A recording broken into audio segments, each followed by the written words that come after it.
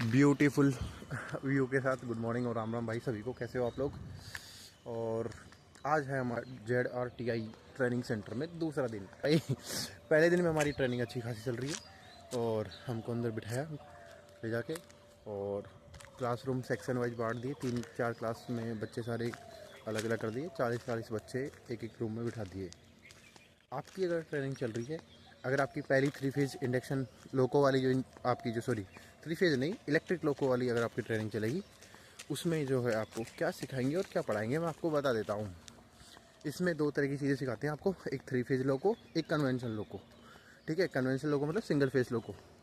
उसके बारे में लोको मतलब ट्रेन का इंजन। ठीक है, इतना समझ लो आप, जो नहीं जानता उसके लिए बता रहा हूँ। ठीक है, 2 टाइप के लोकोमोटिव होते हैं जो 2 तरीके से काम करते हैं। एक होता है जो ऊपर से लाइट लेता है AC करंट, उसको DC में कन्वर्ट करता है।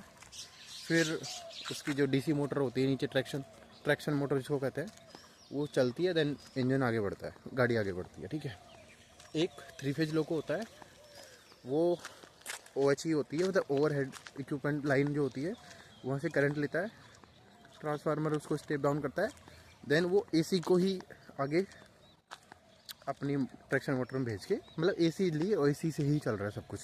जो मोटर होती है वो AC ट्रांसमिशन पे काम करती है, AC टू AC, और सिंगल फेस होती है AC टू DC। ठीक है, समझ गए।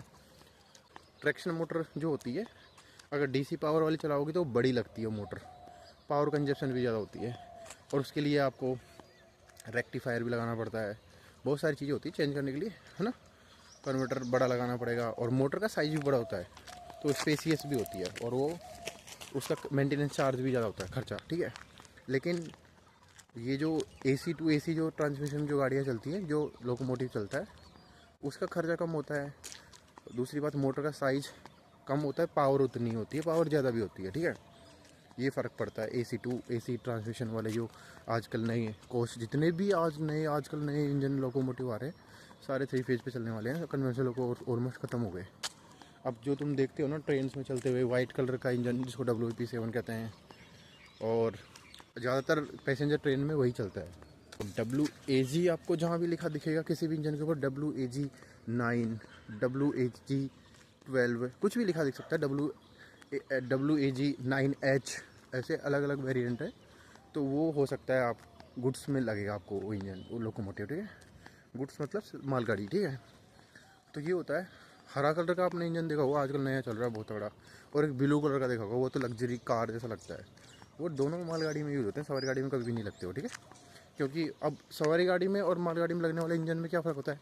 तुमको लगता होगा कि यार इंजन ही तो है, इसको सवारी गाड़ी में लगा दो, उसको मालगाड़ी में लगा दो, क्या फ़र्क पड़ रहा है। फ़र्क पड़ता है। क्या फ़र्क पड़ता है, उनका पर्पज़ ही अलग अलग है। देखो मैं बताऊँ, जो मालगाड़ी के लिए इंजन बनता है, उसका इनिशियल टॉर्क हाई होगा, उसकी जो न्यूटन टॉर्क वो जो होता है, मतलब पावर ज़्यादा होगा, और जो उसकी टॉप स्पीड होगी वो लिमिटेड होती है, वो 100 से ऊपर नहीं जाएगा, समझ रहे हो। वैसे कोई 120 से ऊपर नहीं जाएगा। लेकिन पैसेंजर जो गाड़ियाँ होती है, उनको इतना हाई टॉर्क की आवश्यकता नहीं होती, क्योंकि इतना लोड होता नहीं है उसमें।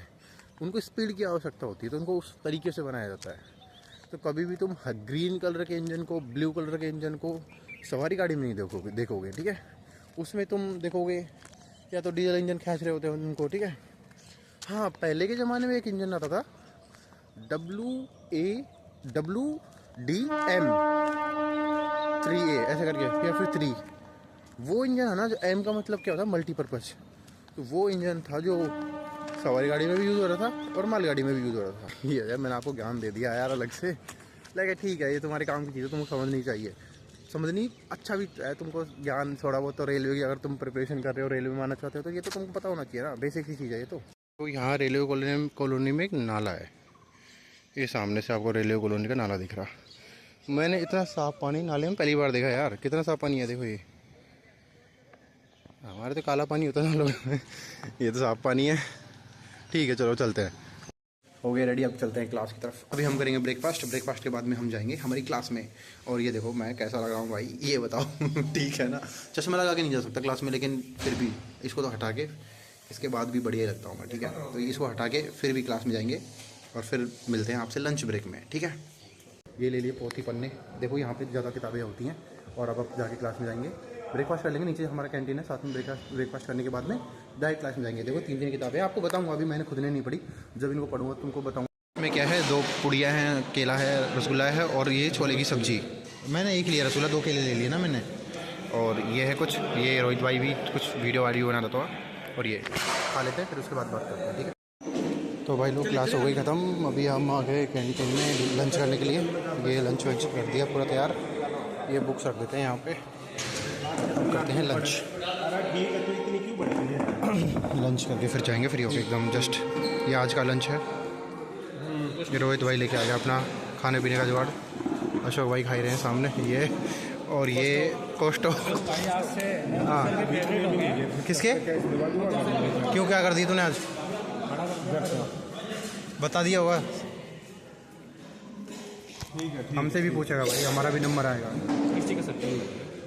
चलो भाई कोफ्ते खा लेते हैं, ठीक है। उसके बाद में कल जैसा रूटीन सेम भाई, खाना पीना हो गया, नहा भी लिया, रनिंग वगैरह भी कर ली, जिम वगैरह भी जा है, सारे काम फ्री कर लिए करने के तो मैंने।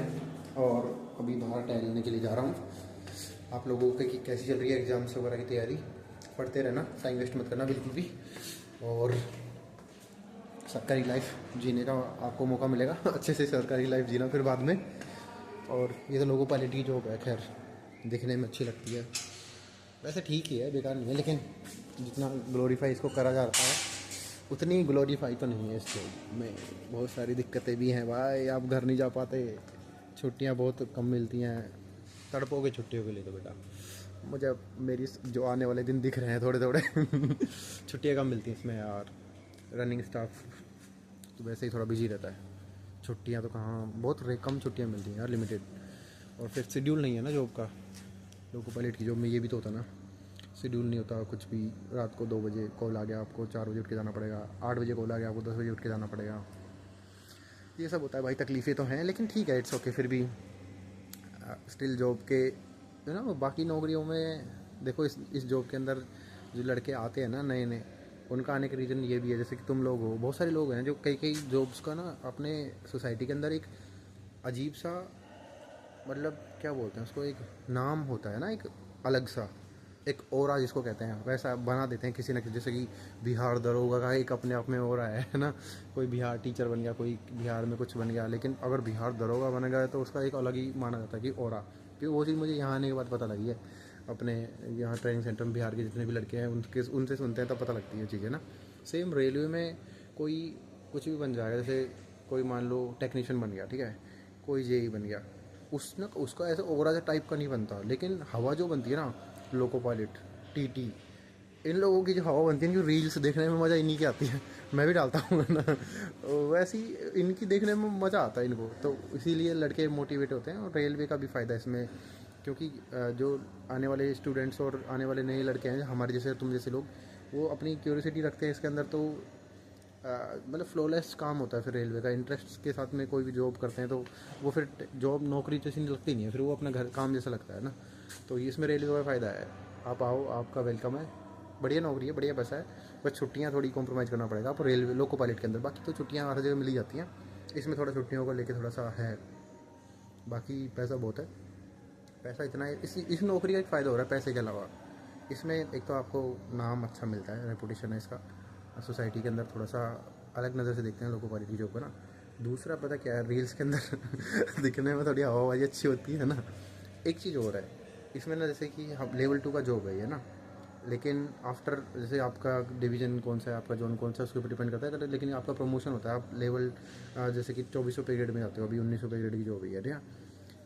अब इस जॉब में क्या होता है, चाहे कोई भी और इसके अलावा टेक्नीशियन तुम बनोगे, जेई बनोगे, या फिर रेलवे में काफ़ी और जॉब आती है, एलडीसी वही ओडीसी वगैरह की, उसमें क्या होता है, तुम्हारा लेवल धीरे धीरे बढ़ता है, ठीक है।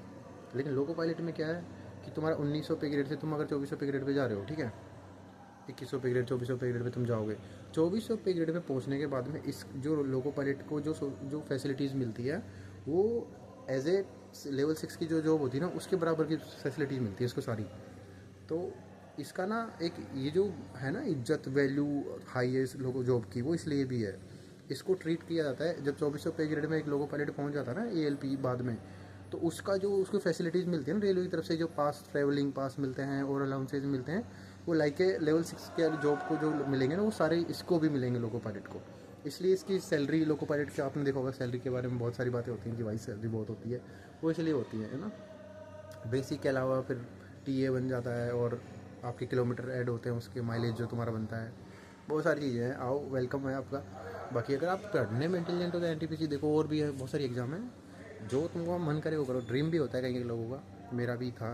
इंजन्स को जब, लोकोमोटिव को जब देखते थे बैठे बैठे, तो ऐसा होता था कि यार इसको चलाना एक दिन। तो आज देख रहे तुमने भी अगर दिन अपना गोल सेट कर रखा तो चला ही लोगे तुम एक ना एक दिन। आओ, वेलकम है। और गुड नाइट हो गई अब तो।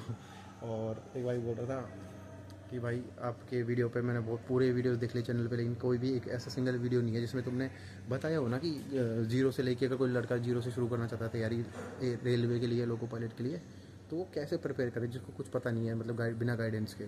तो मैंने देखा हाँ यार, मैंने तो ऐसा कोई वीडियो बनाया नहीं, मुझे 2 महीने हुए वीडियो बनाते हुए, लेकिन ऐसा कोई वीडियो मैंने डाला भी नहीं है। अब इस वीडियो पर काम करेंगे, ऐसे एक वीडियो बनाएंगे अच्छा सा, आप लोगों की हेल्प भी हो जाएगी।